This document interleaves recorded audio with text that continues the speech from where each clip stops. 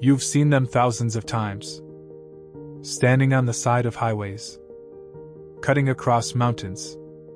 Stretching through deserts where nothing else exists. Power line towers. You've never really looked at them. Why would you? They're just there. But here's what nobody tells you: every single angle, every wire, every gap between them was calculated to prevent something catastrophic. And some of those calculations? They were figured out the hard way. B-roll.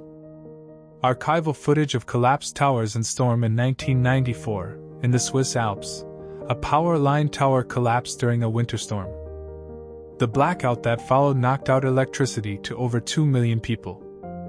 In January, in the middle of winter, engineers later found one small mistake in the tower's geometry. One angle that was off by just a few degrees. That's all it took. So when you look at these towers and think, why do they look so weird? The real question is, what would happen if they looked any different? Let's find out. Look at a power line tower from the side. What shape do you see? A triangle. Wide at the bottom. Narrow at the top.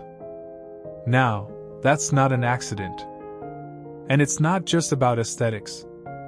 The triangle is the only geometric shape that cannot be deformed without breaking one of its sides. A square? Push it from one corner, and it becomes a parallelogram. A circle? Compress it, and it becomes an oval. But a triangle? Push it from any direction, it holds. Engineers call this structural rigidity. And it's why you see triangles in bridges, cranes, roof structures, and power line towers. Now, why wide at the bottom and narrow at the top specifically? Imagine holding a broom upright in your hand. If you push it from the side, the hardest point to control is at the top. The bottom naturally wants to stay stable. Power line towers are under constant pressure from wind. The wider the base, the more surface area is in contact with the ground, and the harder it is to tip over.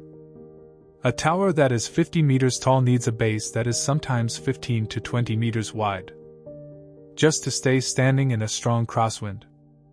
And that's before we even talk about what they're actually holding. Here's something most people notice but never think about. The wires between towers are not straight. They sag. Every single one of them. Is that bad engineering? Did someone make a mistake? Absolutely not. That sag is intentional. And removing it would be catastrophic. This curve has a name. The catenary curve. It comes from the Latin word for chain. And it is the shape that any flexible cable naturally takes when it hangs between 2 points under gravity. Here's the physics. If you tried to stretch a wire completely horizontal, perfectly taut, you would need infinite tension. The wire would need to pull inward with infinite force at both ends just to counteract gravity at the center. That is impossible. So engineers don't fight physics. They work with it. But the sag isn't just about physics. It's about survival. In winter, ice builds up on power lines. Ice is heavy. A single kilometer of wire can accumulate several tons of ice during a bad storm. If the wire is already pulled taut, no slack, that added weight snaps it immediately. The sag acts as a reserve. The wire has room to stretch and bear the extra load without breaking. But here's the dangerous part: sag also creates a problem. The lower the wire hangs, the closer it gets to the ground. And electricity doesn't need to touch you to kill you. High voltage lines can arc, jump, through several meters of air. Which brings us to the most precise calculation in the entire tower design. How far apart are the wires on a high voltage tower? It depends on the voltage. But for major transmission lines, the ones carrying 400,000 volts, the minimum safe clearance between wires is around 7 to 8 meters. 7 meters. That's 2 full floors of a building. just to prevent electricity from jumping between wires. And the clearance from the lowest wire to the ground? In most countries, it's a minimum of 7 to 10 meters, even when the wire is at maximum sag in summer heat. Because here's something engineers discovered early. Heat makes metal expand.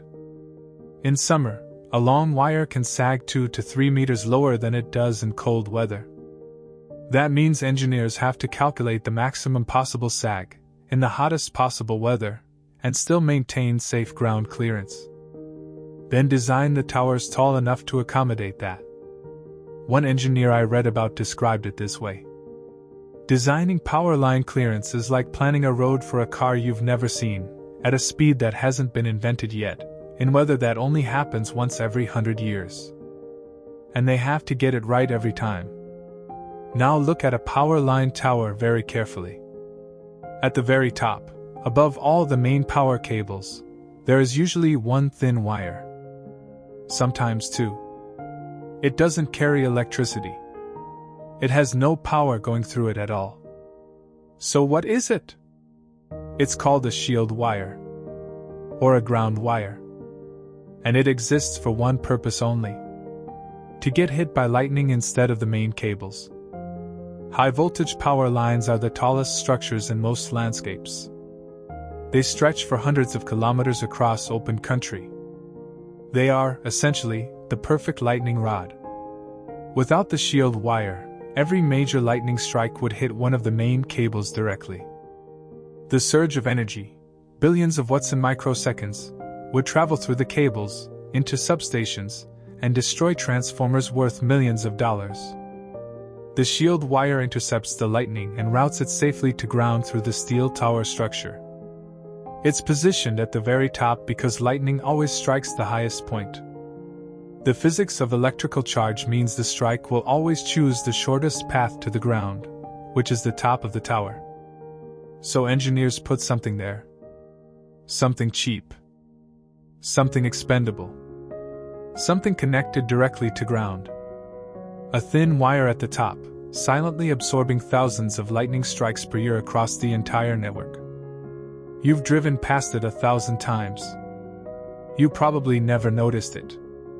If you look closely at a power line tower, you'll notice it's not a solid structure. It's a lattice, a web of steel bars connected at angles. Why not solid steel? Wouldn't that be stronger? No. And the reason is wind. A solid steel column has a large surface area that wind can push against. A lattice structure lets wind pass through the gaps. The load on the tower in a storm is dramatically lower. Engineers call this wind transparency.